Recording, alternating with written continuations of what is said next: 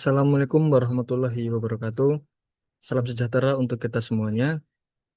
Pada kesempatan kali ini kami dari kelompok 7 akan melakukan analisis kasus ke-PU-an dan promoting the culture dengan tema nilai berakhlak yaitu kolaboratif. Kasus yang akan diangkat pada kesempatan kali ini yaitu terkait proyek infrastruktur terhambat konflik daerah. Selanjutnya, kami kelompok 7 terdiri dari Ridho Andutariansyah, Rizky Alam, Rizky Niandi Nabila, Rika Rositasari, dan Sabrina Ataya Putri. Untuk selanjutnya, berkaitan dengan latar belakang akan dijelaskan oleh Mas Eki. Baik, terima kasih. Jadi untuk latar belakang proyek pembangunan jalan di Kalimantan Utara dan Papua sangat penting untuk membuka akses, meningkatkan konektivitas, dan mendukung pertumbuhan ekonomi wilayah perbatasan. Namun, pelaksanaannya tertunda akibat konflik wilayah dan situasi keamanan yang tidak kondusif. Kasus ini menunjukkan bahwa pembangunan infrastruktur tidak hanya menghadapi tantangan teknis, tetapi juga sosial dan keamanan. Karena itu, kolaborasi lintas sektor seperti antar pemerintah pusat, daerah, aparat keamanan, kontraktor, dan masyarakat sangat diperlukan agar proyek dapat berjalan lancar dan memberi manfaat nyata bagi masyarakat. Next. Dan untuk rumusan masalahnya ini ada tiga. Satu, bagaimana dampak konflik terhadap proyek infrastruktur? Yang kedua, siapa saja pihak yang terlibat? Dan tiga, bagaimana peran nilai kolaboratif dapat menjadi solusi? Next, kita masuk ke pihak yang terlibat. Di sini ada 5 yang kita tampilkan. Pertama adalah Kementerian Pekerjaan Umum. Sebagai institusi pengampu pembangunan infrastruktur nasional, Kementerian PU memiliki tanggung jawab utama dalam merencanakan, mengoordinasikan, dan melaksanakan proyek pembangunan, termasuk di daerah perbatasan dan wilayah rawan konflik. Yang kedua ada TNI, eh, yang diajak bekerja sama untuk melakukan pengamanan terhadap proyek di daerah rawan konflik melalui nota kesepahaman atau MOU. Yang ketiga, pemerintah daerah berperan sebagai mediator antara pemerintah pusat, kontraktor, dan masyarakat, membantu meredam konflik lokal serta memastikan proyek sesuai kebutuhan daerah. Yang keempat adalah kontraktor atau pihak yang bertugas melaksanakan pembangunan fisik sesuai kontrak sekaligus menjalin koordinasi dengan aparat dan pemerintah agar pekerjaan berjalan lancar. Yang terakhir adalah masyarakat lokal sebagai mitra penting dalam pelaksanaan proyek melalui komunikasi dan kerjasama yang baik. Masyarakat setempat dapat berkontribusi dalam menjaga keamanan, mendukung kelancaran pekerjaan, serta memastikan pembangunan sesuai kebutuhan daerah. Baik, next silakan dilanjut.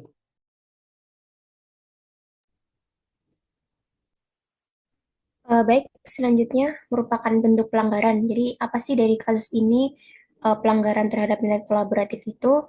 Jadi, yang pertama, kolaborasi ini tuh tambah reaktif, muncul setelah proyek itu mandek, bukan sebagai langkah preventif gitu ya.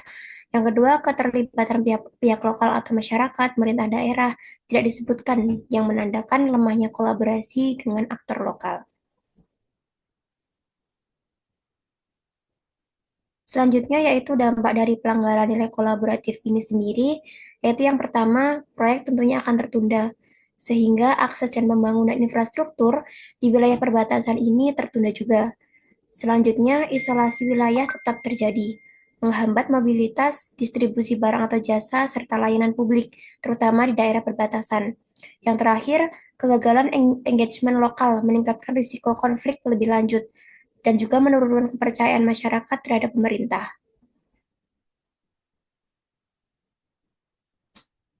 Nah, selanjutnya ini ada beberapa gagasan alternatif untuk kira-kira menyelesaikan dari nilai kolaboratif ini yang sejak awal sudah dilanggar gitu ya. Nah, yang pertama alternatifnya yaitu pendekatan pra perencanaan inklusif. Dalam hal ini melibatkan masyarakat lokal sejak awal yang untuk mengidentifikasi risiko konflik. Yang kedua ada perluasan kolaborasi multi aktor. Jadi tidak hanya TNI, tapi juga melibatkan pemerintah daerah, tokoh adat atau perwakilan masyarakat sebagai co-owner dari proyek ini. Yang ketiga ada skema kolaborasi sisi lokal, swasta dan juga desa. Hal ini tuh mirip model di Kaltara, provinsi bersama sektor swasta di mana masyarakat ini berperan sebagai pengawas. Dan yang terakhir yaitu pendekatan keamanan berlapis, yang mana ada koordinasi dengan kepolisian, tokoh adat, dan juga organisasi masyarakat sebelum TNI ini turun tangan untuk pendekatan yang lebih sensitif dan juga berkelanjutan.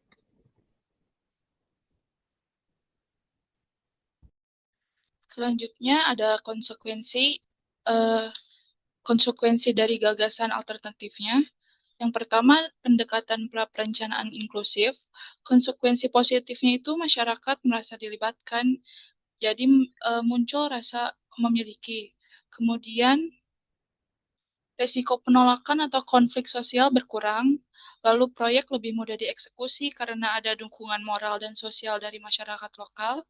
Kemudian juga kepercayaan masyarakat terhadap pemerintah meningkat. Yang kedua, eh, kolaborasi multi-aktor. Konsekuensi positifnya itu keputusan proyek lebih transparan dan berlegitimasi tinggi. Kemudian potensi benturan kepentingan lebih mudah diatasi karena ada forum komunikasi bersama. Yang ketiga, konsekuensi dari skema lokal swasta desa. Masyarakat lebih percaya karena ikut mengawasi yang mana dapat meminimalkan penyimpangan, lalu adanya distribusi tanggung jawab, lalu juga beban anggaran pemerintah lebih ringan karena ada dukungan swasta, dan hasil pembangunan lebih tahan lama atau berkelanjutan karena ada rasa memiliki dari semua pihak. Yang terakhir, konsekuensi positif dari pendekatan keamanan berlapis, yaitu pengamanan lebih humanis karena pendekatan sosial kultural, bukan hanya militeristik. Kemudian, resiko eskalasi konflik menurun karena masyarakat melihat aparat sebagai mitra, bukan ancaman. Lalu, proyek bisa berjalan lebih aman dan lancar, dan terbangun kepercayaan antara aparat negara dan masyarakat lokal. Selanjutnya tentang membangun budaya berakhlak atau promoting the culture dari kasus ini, yaitu penekanan pada keterbukaan atau transparansi. Setiap tahapan proyek harus jelas, terbuka dengan dialog yang inklusif, lalu ada etika kolaboratif. ASN perlu mengutamakan penghormatan terhadap masyarakat, bukan dominasi atas wilayah atau proyek. Lalu ada responsif dan adaptif. Kita dituntut untuk mendengarkan, melibatkan, lalu bertindak berdasar kebutuhan lokal. Dan yang terakhir ada etika keamanan, yaitu penggunaan TNI atau aparat keamanan harus bersinergi dan berprinsip baik, bukan bermotif dominasi. Lalu, keterkaitannya dengan konsep ASN berhalak. Yang pertama ada dari tema ASN netral dalam politik, yaitu kolaborasi dengan lokal dan pihak swasta atau dewan masyarakat harus bersih dari kepentingan politik, menjaga objektivitas diambil berdasarkan kebutuhan real masyarakat. Lalu ada tema ASN adaptif dalam teknologi. Di sini ASN perlu memanfaatkan teknologi komunikasi seperti pertukaran data atau konsultasi daring untuk memperluas jangkauan partisipasi masyarakat dan transparansi. Lalu ada tema ASN berintegritas. Di sini proyek harus dijalankan dengan komitmen kejujuran, akuntabilitas, dan akhlak tanpa mementingkan anggaran atau tekanan sesaat. Nah, berdasarkan apa yang telah disampaikan sebelumnya, dapat ditarik beberapa kesimpulan.